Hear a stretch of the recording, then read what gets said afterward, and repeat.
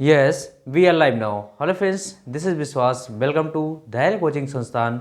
आज हम लोग दोस्तों कल की क्लास को कंटिन्यू करते हुए आगे चलते हैं। कल हम लोगों ने देखा कि किस तरीके से इंग्लिश लैंग्वेज यानी कि उसके अंतर्गत आने वाले जितने भी पार्ट हैं, काइंड्स ऑफ सेंटेंस हैं, पार्ट ऑफ सेंटेंस हैं, कल इनको डिस्कस किया गया।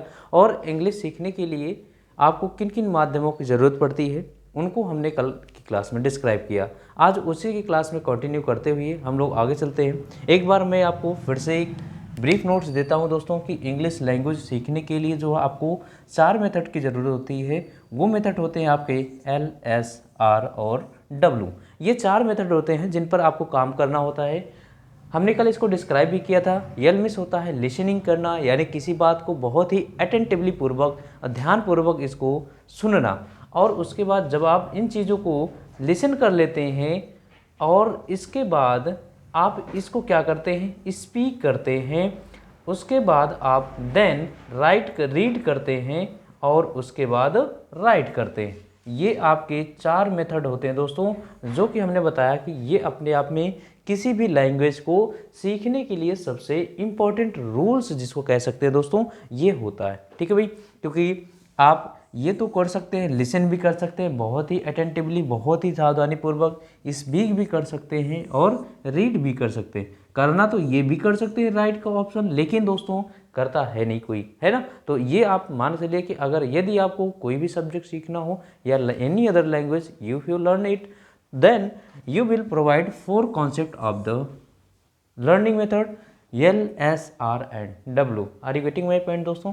तो ध्यान रखना, कल हमने डिस्क्राइब किया कि आपके पास कितने प्रकार के सेंटेंस होते हैं। तो दोस्तों देखिए, अभी मैंने डिस्क्राइब किया था आपसे काइंड्स ऑफ सेंटेंस के बारे में। ठीक है दोस्तों, काइंड्स ऑफ सेंटेंस के बारे में आज इसी टॉपिक पर डिस्कस करने वाले दोस्तों कि किस तरीके से ये कार्य करता है ना।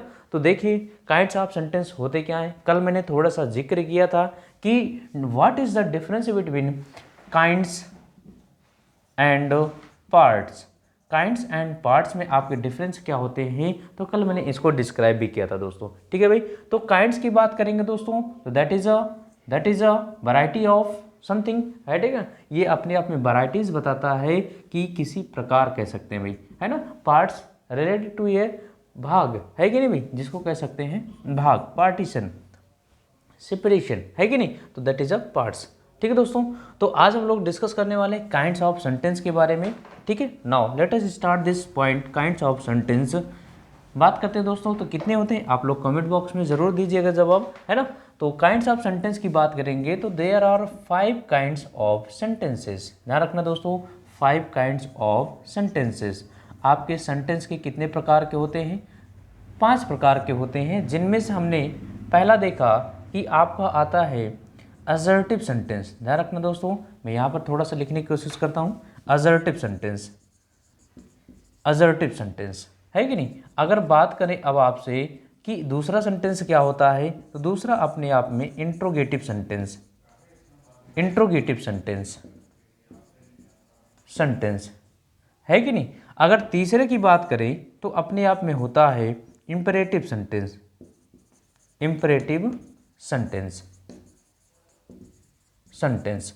और चौथे नंबर की बात करें यानी 4th नंबर आपका होता है एक्सक्लामेटरी सेंटेंस। ध्यान रखना है स्पेलिंग, एक्सक्लामेटरी सेंटेंस। यदि बात किया जाए आपसे 5 नंबर का, तो ये अपने आप में होता है ऑप्टेटिव सेंटेंस। देखिए दोस्तों, ये अपने आप में ये जो सेंटेंस बताए जा रहे हैं ये बहुत ही इंपॉर्टेंट, क्योंकि ओवरऑल आपके इंग्लिश लैंग्वेज में इन्हीं का सबसे इम्पॉर्टेंट रोल होने वाला है।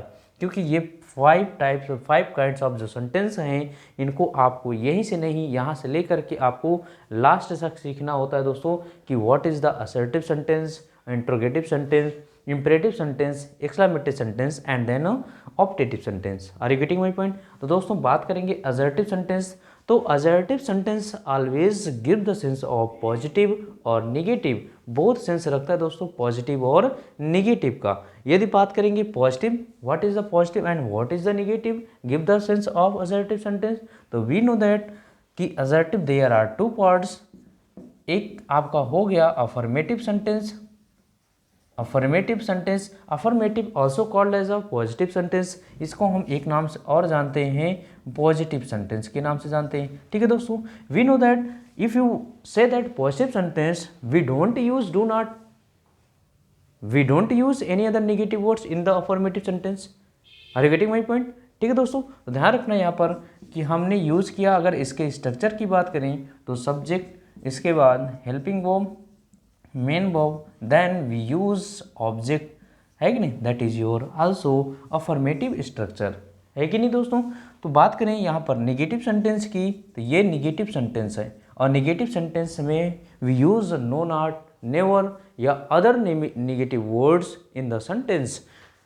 फॉर स्ट्रक्चर देखिए ज़रा, आपका क्या है, ये नेगेटिव सेंटेंस की बात करेंगे तो लिखेंगे आप सब्जेक्ट, और सब्जेक्ट के साथ लिखेंगे क्या, हेल्पिंग वर्ब, इसके बाद क्या लगा देंगे, नॉट, मेन वर्ब, देन आपको यूज करना होगा object. Are you getting my point? तो दोस्तों ये आपके स्ट्रक्चर, देखिए दोस्तों चीज़ों को समझना है, क्योंकि जब आप बेसिक रूप से समझते चलते हैं, सीखते चलते हैं, यही आपके कॉन्सेप्ट आपको आगे आने वाले जितने भी सेशन मिलेंगे, चाहे वो आपका टेंस मिलेगा, पार्ट्स ऑफ स्पीच मिलेगा, आपका कंडीशनल सेंटेंस मिलेगा, क्वेश्चन टैग मिलेगा, any other parts of sentence, any other parts of English language, है ना दोस्तों। तो ध्यान रखना, अगर इसकी बात करेंगे तो दो पार्ट में डिवाइड हुआ, अफर्मेटिव और नेगेटिव सेंटेंस में। Affirmative also called as a positive sentence, that is a structure of positive and negative sentences. ठीक है दोस्तों, बात करेंगे if you give the example.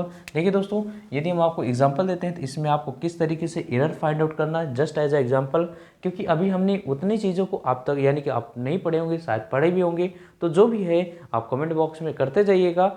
और ध्यान रखना दोस्तों, हमारी कोचिंग यानी कि धैर्य कोचिंग संस्थान में जो है ऑफलाइन भी क्लासेस चल रही हैं, वेलकम है, आप लोग वहां आकर के ज़रूर ज्वाइन करें। और यहाँ तक कि सिर्फ इस तरह के प्रोसेस नहीं, आपके KVS, CGL, CHSL या any other competitive exam, if you asked English language then welcome to in my coaching institute. ठीक है दोस्तों, ज़रा ध्यान रखें यहाँ पर। तो असर्टिव सेंटेंस की बात करें तो अफर्मेटिव और नेगेटिव, देखिए एग्जाम्पल हमने लिख दिया, ही रीड्स अ बुक, अगर हमने एक सेंटेंस दिया that is your affirmative sentence. अगर बात करें इसको नेगेटिव में बनाना है तो हमको क्या यूज़ करना पड़ेगा, हेल्पिंग वर्ब, और ये कौन सा टेंस डिसाइड कर रहा है अपने आप में, तो प्रेजेंट टेंस डिसाइड कर रहा है। और प्रेजेंट टेंस की हेल्पिंग वर्ब होती कौन है, डज, डू या डज, और इसके साथ क्या लगा देंगे, नॉट वर्ड लगा देंगे, शेष सारी कंडीशन। यानी कि अब यहाँ पर एक क्वेश्चन आपसे बन करके आता है, ध्यान रखना दोस्तों, हमने लिख दिया रीड और रीड्स अ बुक, इसमें आपको बताना होगा रीड होगा या फिर रीड्स होगा दोस्तों। तो ध्यान रखना, इसमें आपको रटा भी दिया जाता है कि डू या डज और डिड के बाद आने वाली वर्ब हमेशा फर्स्ट फॉर्म में प्रयोग की जाती, ऐसा रटाया जाता है। लेकिन रटना नहीं है दोस्तों, सीखना है, कॉन्सेप्ट को सीखना है, जानना है। तो देखिए किस तरीके से यहाँ पर रीड का यूज़ हो रहा है या फिर रीड्स का। अब ज़रा आप जस्टिफाई करेंगे कि रीड होगा या रीड्स होगा, तो मैं कॉन्सेप्ट देना है, आइए कॉन्सेप्ट सीखते हैं दोस्तों। ध्यान रखना, यदि बात करेंगे हमारे पास एक वर्ब होती है डू वर्ब, जिसके नाम से जाना जाता है, क्योंकि ये हम लोग टेंस के पार्ट में पढ़ने वाले हैं। यदि डू वर्ब की बात करेंगे तो इसमें आपकी 3 तरह की क्रियाएं आती हैं, डू, डिड और डन। ध्यान रखना दोस्तों, यदि डू, डिड और डन ये आपके अपने आप वो होती हैं। अगर इसकी बात करेंगे तो इसमें आपको मिलेगा डू, डज और डिड, ये 3 टाइप्स ऑफ डू वर्ब, है ना दोस्तों। तो यदि बात करेंगे यहाँ पर तो डू ये अपने आप में स्वतः एक वर्ब है। यदि इसको हम यूज करेंगे, इसमें यस या ईएस लगाएंगे तो ये अपने आप में क्या बन गया, डज।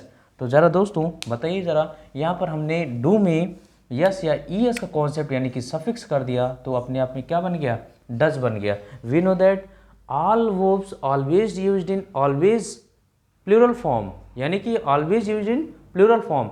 दुनिया की जितनी भी क्रियाएं होती हैं वो हमेशा मूल रूप में किस नंबर में प्रयोग की जाती हैं, प्लूरल नंबर में प्रयोग की जाती है। If you want to know how, तो then that is explanation do and S या S be suffix this word, है कि नहीं दोस्तों। तो ज़रा देखें, डू की बात करें तो ये अपने आप में प्लूरल नंबर में है, क्योंकि अगर हमने एग्जांपल दिया यहाँ पर ही रीड्स, तो रीड की बात करें तो ये क्या है, अपने आप में प्लूरल नंबर में, इनमें यस या यस लगा करके हमने क्या बनाया, सिंगुलर नंबर बनाया कि नहीं दोस्तों। ज़रा ध्यान रखेंगे, तो जब हमने ऑलरेडी यहाँ पर डू में हमने क्या लगा दिया, यस का यूज कर दिया, तो आगे आने वाली किसी भी प्रकार की वर्ब में हम यस या ईएस का प्रयोग नहीं करेंगे, अन्यथा वाक्य आपका गलत हो जाएगा। ठीक है दोस्तों, ये सारे कॉन्सेप्ट हम लोग सीखेंगे जब हम लोग टेंस के पार्ट में चलते हैं और आप पढ़ते हैं प्राइमरी ऑक्सिलरी वर्ब, वहाँ पढ़ते हैं तो वहाँ पर इन सारे कॉन्सेप्ट को दिया जाता है। आई होप ये आप लोगों को बहुत अच्छी तरीके से समझ में आ गया होगा, क्योंकि ये अपने आप में अफर्मेटिव सेंटेंस हो गया, ये अपने आप में निगेटिव सेंटेंस हो गया। Are you getting my point? ठीक है दोस्तों, अब हम डिस्कस करने वाले हैं इंट्रोगेटिव सेंटेंस की बात करेंगे। यदि इंट्रोगेटिव सेंटेंस की बात करें तो दोस्तों ज़रा ध्यान दीजिए कि इंट्रोगेटिव सेंटेंस आपके कितने तरीके से होते हैं। तो इंट्रोगेटिव सेंटेंस आपसे 2 तरीके के पूछे जाते हैं, ज़रा ध्यान रखें, ये भी अपने आप में इम्पॉर्टेंट है। यदि बात करें यहाँ पर तो यस नो टाइप, कौन से? पहला होता है यस नो टाइप और दूसरा होता है आपका WH वर्ड। ध्यान रखना, ये यस नो टाइप क्या है और WH वर्ड क्या है, तो ये अपने आप में इंट्रोगेटिव सेंटेंस है। ठीक है दोस्तों, अब ये what is yes no type question है ना दोस्तों, तो यस नो टाइप इसका ज़रा स्ट्रक्चर समझ लेते हैं तो फिर आपको एक्सप्लेन करते हैं।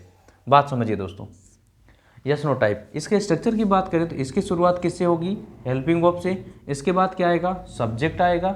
यदि बात करेंगे सब्जेक्ट के बाद मेन वर्ब आएगा। इसके बाद आपको ऑब्जेक्ट लिखना होगा।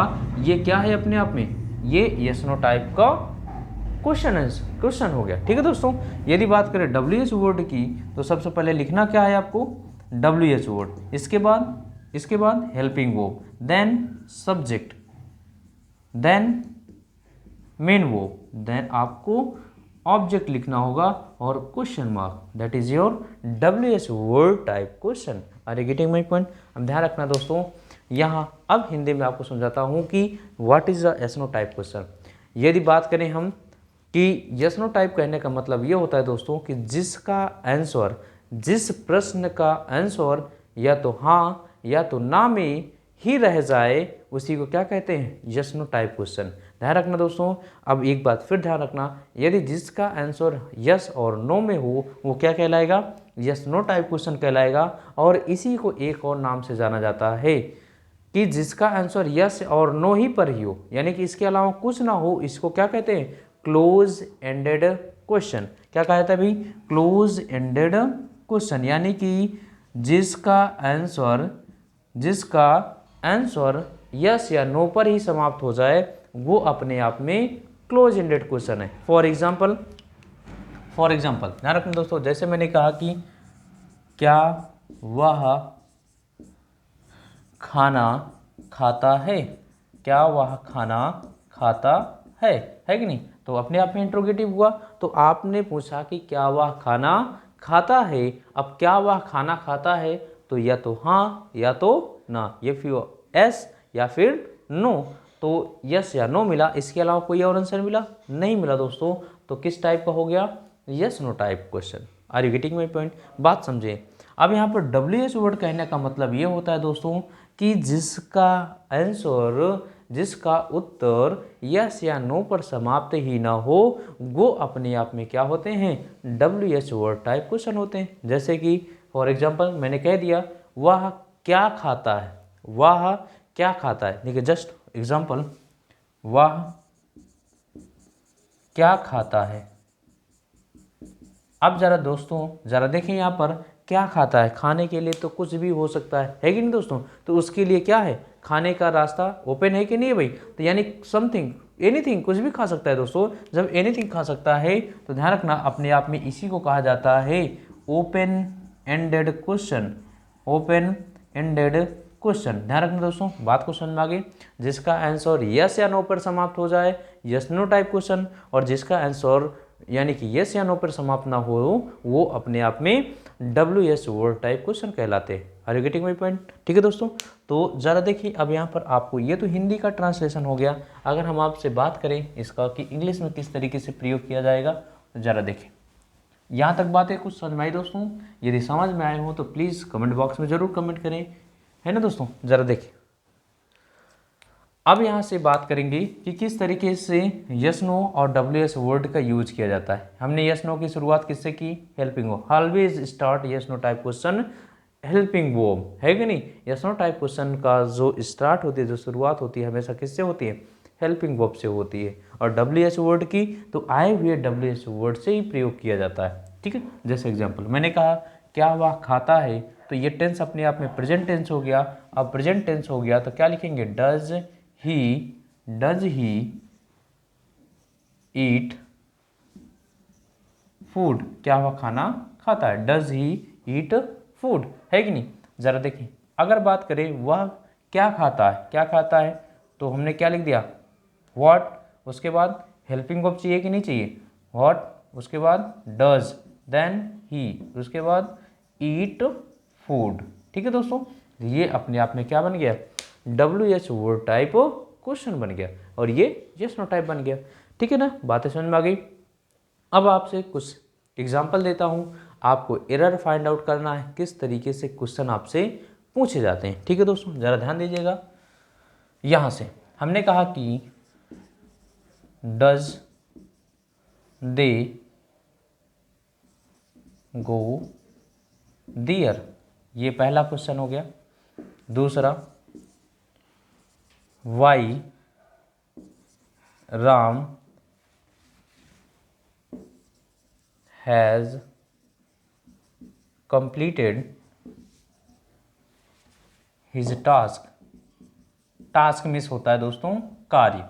तीसरा example, how does Sita went there. ये आपके 3 तरीके के क्वेश्चन दिए गए हैं, आप इस पर विचार करें, इनका आंसर आप कमेंट बॉक्स में ज़रूर डालें। ज़रा बताएं यहाँ पर एरर है, अगर एरर है तो क्या एरर है दोस्तों, आपको मेंशन करना होगा, ठीक है। देखिए दोस्तों, छोटी छोटी गलतियों से ही आपको सीखना है, क्योंकि कभी भी आप बड़ी गलती करने से पहले छोटी गलती से अनजान होते हैं, है कि नहीं। जितना आप छोटी गलती को रोकते हैं, उतनी आपकी बड़ी गलतियां स्वाभाविक रूप से क्या होते हैं, होने से बच जाती है। तो छोटी छोटी गलतियों को इम्प्रूव करें और आप स्वतः ही अपने अंदर एक इम्प्रूवमेंट ही हो जाएगा। ज़रा देखें यहाँ पर, डज दे गो देयर, बात करें यहाँ पर, तो ज़रा देखें एरर क्या है, डज, ठीक है, ठीक है। ज़रा बात करें यहाँ पर, सब्जेक्ट क्या है, सब्जेक्ट देख रहे हैं तो इसका नंबर की बात करेंगे तो इसका नंबर क्या है, प्लूरल नंबर है। क्या है दोस्तों, जब प्लूरल नंबर है तो प्लूरल नंबर के साथ आने वाली जो हेल्पिंग वर्ब होगी वो भी कैसी होगी, प्लूरल ही तो होगी दोस्तों। तो यहाँ पर डज का यूज नहीं, किसका यूज किया जाएगा, डू का प्रयोग किया जाएगा, ठीक है दोस्तों। चलिए नेक्स्ट चलते हैं यहाँ पर। अब यहाँ पर बात करते हैं, why Ram has completed his task, क्या एरर है भाई, तो बात करेंगे। हमने कहा कि आपने देखा कि सेंटेंस की शुरुआत किससे हो गई, डब्ल्यू एच वर्ड फैमिली से हो गई, और जब डब्ल्यू एच फैमिली से हो गया है तो ध्यान रखना दोस्तों, तो इसके बाद चाहिए कि आपको हेल्पिंग वर्ब, उसके बाद सब्जेक्ट। तो यहाँ पर क्या गिवन है, सब्जेक्ट दे दिया, हेल्पिंग वर्ब है कहाँ, तो हेल्पिंग वर्ब ये रही, तो इसको कहाँ रखना होगा, बिफोर सब्जेक्ट, है कि नहीं दोस्तों। बात को समझ में आ रही है, ठीक है। नेक्स्ट चलते हैं, आइए देखते हैं यहाँ पर, how does Sita went there, how does Sita went there, है कि नहीं भाई। तो हाउ अपने आप में डब्ल्यू एच वर्ड है, डज लगा हुआ है, ठीक है। सीता भी आ गया, सीता सिंगुलर है इसलिए क्या आ गया, डज आ गया। लेकिन गलती कहाँ हो गई दोस्तों, यहाँ पर क्या दिया हुआ है, वेंट, और हमने कहा कि जितनी भी आपके ये डू वर्ब है, यानी कहने का मतलब डू, डज और did always takes first form of the verb, ये हमेशा अपने साथ कौन सी फॉर्म लेती हैं, फर्स्ट फॉर्म लेती हैं। तो यहाँ क्या हो जाएगा, गो हो जाएगा। Are you getting my point. तो दोस्तों आपने देखा कि किस तरीके से ये इंट्रोगेटिव सेंटेंस कार्य करते हैं कि नहीं। तो 2 सेंटेंस आपने देखा, अफर्मेटिव और इंट्रोगेटिव सेंटेंस देखा कि नहीं भाई, है ना। आप देखना चाहते हैं इसको एक बार फिर से देख लीजिए।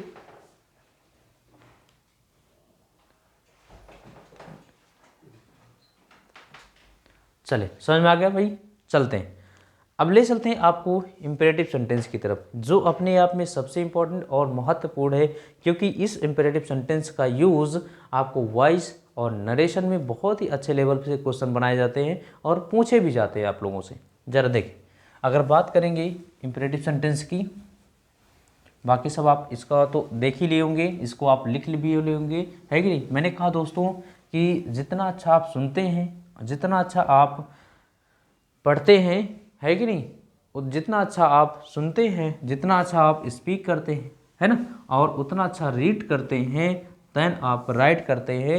ये 4 मेथड होते हैं आपके किसी भी लैंग्वेज को सीखने के लिए। तो इन चारों मेथड को आप अपनाएं, कंटिन्यू करें, इस पर वर्क करें, निश्चित रूप से आप उस पार्ट में आपको सफलता निश्चित मिलने वाली। ठीक है दोस्तों, चलिए इम्परेटिव की बात करेंगे। तो imperative give the sense of, यहाँ मैं इस सेंटेंस को यहाँ लिख देता हूँ दोस्तों, ज़रा देखिए, इम्परेटिव सेंटेंस।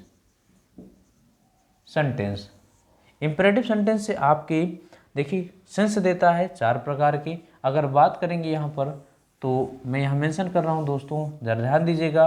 पहला आपका order, advice, suggestion, request. Request ये 4 प्रकार के सेंस देता है। और एक और देता है आपका प्रोविजन। प्रोविजन जरा आप लोग कमेंट बॉक्स में प्रोविजन की स्पेलिंग लिख करके दिखा दीजिए। उसके बाद प्रोविजन मीन्स होता क्या है, तो प्रोविजन मीन्स होता है निषेध। निषेध give the sense of avoid of something या डिनाई ऑफ समथिंग, है ना, किसी चीज़ को मना करना, है कि नहीं, रोकना, क्या है वो, प्रोविजन है। Are you getting my point? ठीक है दोस्तों, तो imperative sentence always give the sense of order, advice, suggestion, request and provision, है कि नहीं दोस्तों। तो इनसे ये भावार्थ निकल करके आते हैं। और जरा देखिए, जैसे कि फॉर एग्जाम्पल के लिए आपको बता दूं दोस्तों कि मैंने कहा bring me a glass of water, a glass of water, है कि नहीं। अब आपको सेंटेंस पहचानना होगा कि ये सेंटेंस अपने आप में किसका सेंस दे रहा है, ऑर्डर, एडवाइस, सजेशन, रिक्वेस्ट या फिर प्रोविजन, है कि नहीं, किसका सेंस दे रहा है दोस्तों, है कि नहीं। बात समझ में आ रही? Bring me a glass of water. ध्यान रखना दोस्तों, जो इसमें सबसे इम्पोर्टेंट पॉइंट होता है वो आपको ये जानना होता है कि यहाँ पर जो ऑर्डर है, एडवाइस है, सजेशन है और रिक्वेस्ट, प्रोविजन है, ये आखिर किसको दिया जा रहा है कि नहीं। देने की बात हो रही है, किसको दिया जा रहा है ना दोस्तों। तो देने की बात करेंगे तो ध्यान रखना ये सारी बात अब यहीं से आपके वॉइस और नरेशन में क्वेश्चन भी बनते हैं, यहीं से समझ लीजिएगा। थोड़ा सा डिस्क्राइब करेंगे कि आपके पास पर्सन कितने होते हैं। पर्सन कितने होते हैं, तो पर्सन आपके होते हैं 3, फर्स्ट पर्सन, सेकेंड पर्सन और थर्ड पर्सन। ये 3 प्रकार के पर्सन होते हैं। यदि फर्स्ट पर्सन की बात करें तो कौन होगा, आई और वी होगा। सेकेंड पर्सन की बात करेंगे तो यू होगा। और थर्ड पर्सन की बात करें तो ही, सी, इट, दे या फिर अन्य कोई नेमिंग वर्ड, है कि नहीं दोस्तों। ये अपने आप में पर्सन हो गए। तो बात करें, ये जो आप ऑर्डर दे रहे हैं bring me a glass of water, देखिए चीज़ों को बहुत ही सावधानीपूर्वक, बहुत ही इत्मीनान से चीज़ों को सिर्फ सुनते जाएं। देखिए लिखने का काम वीडियो आपके पास रहेगा, चीज़ों को बार बार देखें और जब तक देखेंगे उसके बाद क्या करें, फिर वीडियो को दोबारा देखें, तब उसके बाद लिखने की कोशिश करें। देखिए दोस्तों, जितनी चीज़ों को आप अच्छी तरीके से सुनते हैं उतनी ही चीज़ें आपके दिमाग में होती हैं। लिखने की कोशिश पढ़ने के दौरान मत किया करें।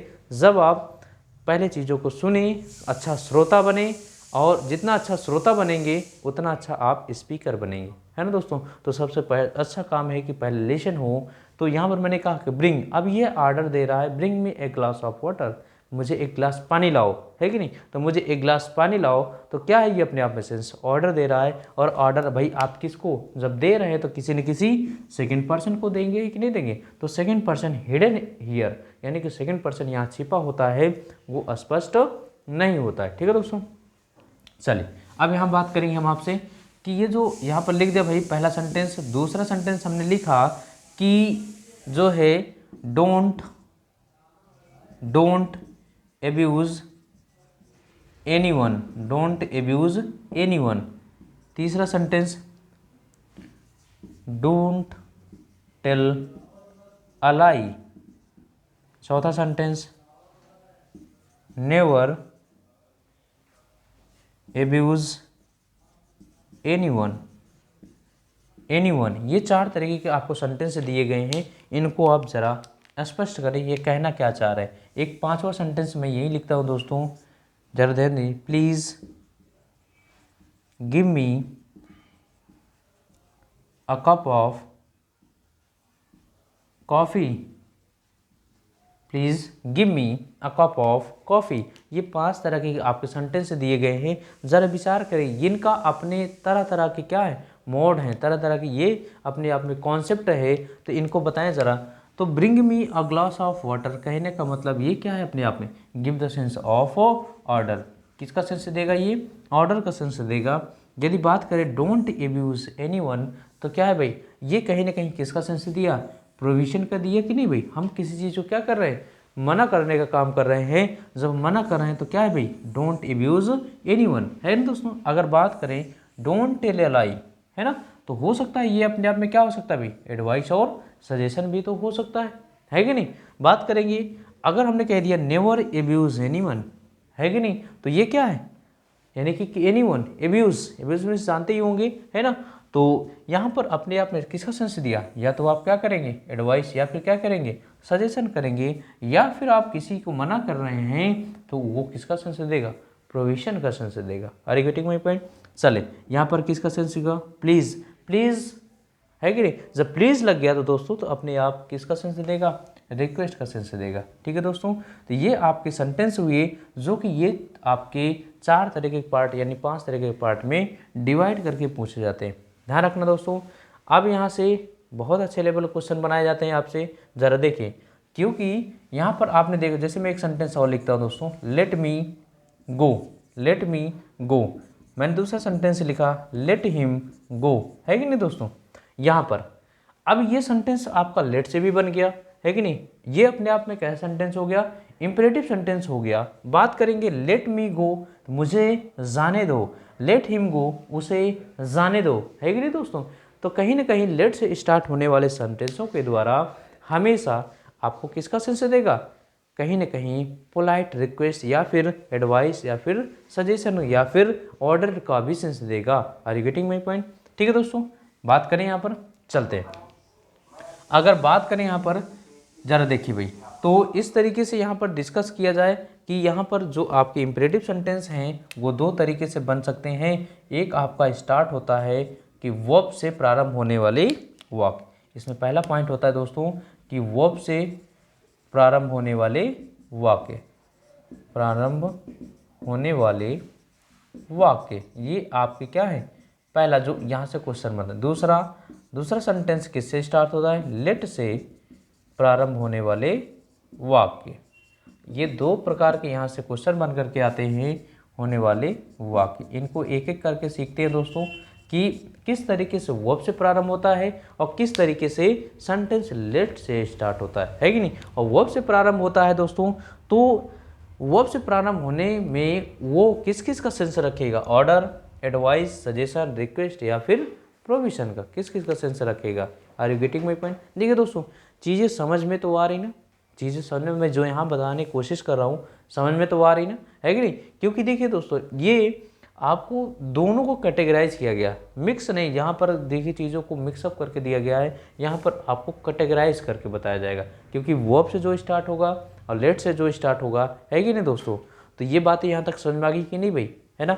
ज़रा बताएं आपको वीडियो कैसा लग रहा है भाई। अगर आपको ये चीज़ें पसंद आई हो या फिर ये चीज़ें अच्छी लग रही हों तो ज़रूर कमेंट बॉक्स में यस या नो ज़रूर टाइप करें आप लोग। क्योंकि ये ऐसा टॉपिक है दोस्तों जो कि आपको बहुत ही कंसेप्चुअल और अपने आप में ही, क्योंकि यहाँ पर अन्य टीचरों की बात करें तो वो आपको यहाँ पर सीधे सीधे सेंटेंस को लिख करके और बता देंगे कि ऑर्डर, एडवाइस, सजेशन और रिक्वेस्ट का सेंस देगा। यहाँ पर आपको कैटेगराइज करने के लिए आपको दिया ही नहीं जाएगा कि इस इंपेरेटिव सेंटेंस को वर्ब से स्टार्ट करें या फिर लेट से स्टार्ट करें। ठीक है दोस्तों, तो आज के लिए मैं यहीं पर रोकता हूँ। आपको मिलते हैं कल नेक्स्ट क्लास में, तब तक के लिए thanks for watching, thank you.